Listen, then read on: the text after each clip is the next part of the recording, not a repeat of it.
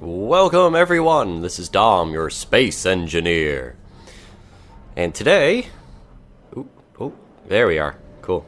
He's dressed in black. So, today I actually want to go ahead and tell you what I've done in between the past episode, which, by the way, thank you guys for feedback and such. It actually got more views than any of my Dom Plays videos. So I'm assuming that means you guys want to see more, and I also got a comment saying that to please make more of these videos, so I will be making more of these videos regularly. I don't know how regular, of course. If you guys keep up with my Twitter account, you'll know how regular means. Anyways, I've built quite a few things. Things look quite a little bit differently here, but first I'm going to go in order of time. First off, we built... I took out these little two walls over here, which were interior walls, and I built an assembler here. This assembler's goal is to disassemble things that I put into it.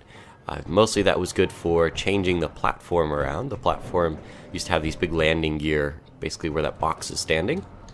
And I got rid of that, and I disassembled most of the parts and used them for raw materials. I have a lot of ore. So much so that it doesn't even fit in the refinery. I actually had to throw it in one of these cargo containers, which brings me to them. Cargo containers are the station variant. They're small cargo containers, and they can hold 15.6 kiloliters. So, what we're going to do is just kind of show off what supplies I have. That's all the stuff I have, and this one's empty. So remember last time I was having a problem with storage? Well, I figured out it's fairly cheap if you just go out and spend, half an hour getting resources and processing them and building them. I figured out it's fairly cheap. Also, I also figured out that, especially from last video, that the small storage container on the small ship is very, very small, and these are much larger. So I went with the station variant and got the 15.6 kiloliter versions, so we can fit a lot of stuff inside of them.